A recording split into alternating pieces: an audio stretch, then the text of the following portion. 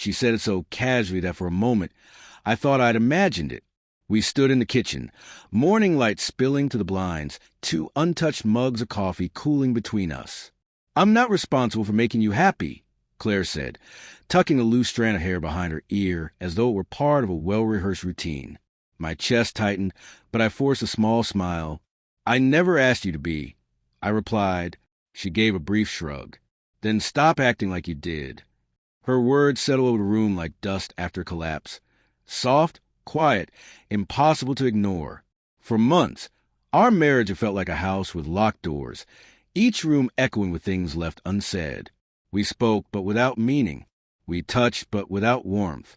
The silence between us had grown into a living presence, steady, rhythmic, unbearably heavy. That morning, I finally admitted to myself what I had been avoiding. She was already gone. Her body stood there, but her spirit had left long ago. The night before, I had spent hours fixing the bathroom faucet, hands raw and tired, water dripping relentlessly. Claire passed by 3 times. Not a word, not a glance, not a simple thank you. When I finally slumped to the floor defeated, she looked at me and said, "You get up so easily." That was the moment I realized she no longer saw me, only my flaws, magnified by her growing contempt. So when she said those words the next morning, I understood. She wasn't trying to hurt me. She just didn't care enough to try. I didn't respond immediately. I simply watched her, memorizing her calm expression, the tone of someone who had rehearsed a verdict. Finally, I said quietly, "Then I won't waste my life trying to make you happy either." Something flickered in her eyes. Not guilt, not shock, just recognition, as if she had been waiting for that line. She turned, picked up her phone, and started scrolling, as if the conversation had never happened. That was the moment I stopped negotiating with indifference. For years, I had tried to keep us alive. Flowers after arguments, weekend getaways, long messages she never answered. Every gesture had been a desperate investment in a future only I believed in. Standing there that morning, I realized effort meant nothing when the other person had already checked out. Later, I went to work, smiled through meetings, laughed at small jokes.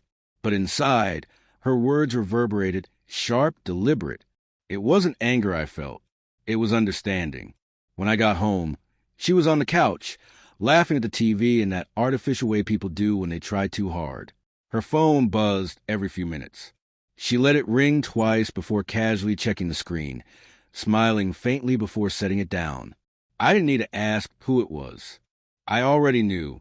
People who have left emotionally always have somewhere else to be, even when sitting right beside you. For days, I played the part. Cooking, cleaning, asking about her day. She replied with one-word answers. At night, she turned her back, phone glowing on the sheets. I wasn't angry anymore. I was done denying what was already over. The final confirmation came one Wednesday night. Her phone automatically connected to the car's Bluetooth while she was in the kitchen. A man's voice filled the car, soft, intimate. "Last night was perfect. I can still smell your perfume." I didn't move. I didn't yell. I just stared at the screen, time-stamped for the night before. When she returned and saw it, she froze. Lips parted, nothing came out. The silence that followed was heavier than any argument we'd ever had. I stood, looked her in the eye, and said quietly, "You're right, Claire. You weren't obligated to make me happy. But you were never supposed to make me feel worthless either." She didn't chase me when I walked away. No tears, no explanations, just silence. A silence that said everything words couldn't. Outside, the night air was sharp, cleansing. For the first time in years, I felt something like freedom. I wasn't afraid of losing her anymore. I was afraid of losing myself if I stayed. I drove for hours through empty streets, neon lights glowing. Thinking about who I had been before this marriage dimmed me, about all the times I silenced my instincts to avoid conflict. Every time she called me too emotional, too demanding, too much. And every time I believed her. By the time I got home, I knew what had to be done.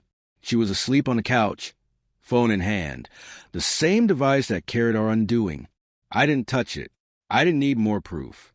Once you see the truth, you can't unsee it. I went upstairs, packed a small bag, clothes, passport, and a photo of us from happier days. Then I sat at my desk and wrote a note. You were right, Claire. You're not responsible for my happiness. But love isn't about obligation, it's about care. And once care disappears, love dies quietly. I hope you find what you were looking for. I'm done looking for you. I left it on the counter beside her phone and the untouched coffee from that morning and walked out. No shouting, no drama, just silence. I stayed in a small Airbnb for a few days. She never called or texted. That told me everything. When I checked our bank account and saw unusual transactions, I froze it, not out of anger, but out of self-respect. A week later, she finally messaged, "So, you're just walking away after everything?" I typed back, "Exactly because of everything." Then I blocked her. It's strange how peace returns when chaos leaves. Mornings became lighter. I ran before work, cooked my own meals, laughed again. The space she left wasn't emptiness. It was room to rebuild. Months passed. Friends asked what happened, and I never told the full story. I simply said, we stopped being on the same side. That was enough. One evening, leaving the gym, her name appeared on my screen. New number, familiar tone. I made a mistake. Can we talk? I didn't open it. I didn't need to. I already had closure. People who say, I'm not responsible for your happiness, have already decided to stop trying. They confuse apathy with independence and pride with strength. Love isn't about obligation. It's about choosing to care again and again. A few weeks later, the divorce papers arrived. I signed them the same day. My hand didn't tremble. That night, sitting alone in my apartment, evening light spilling across the floor, I felt something I hadn't in years. Peace. The silence wasn't oppressive anymore. It was calm, healing. Happiness had never been her duty. It had always been mine to protect.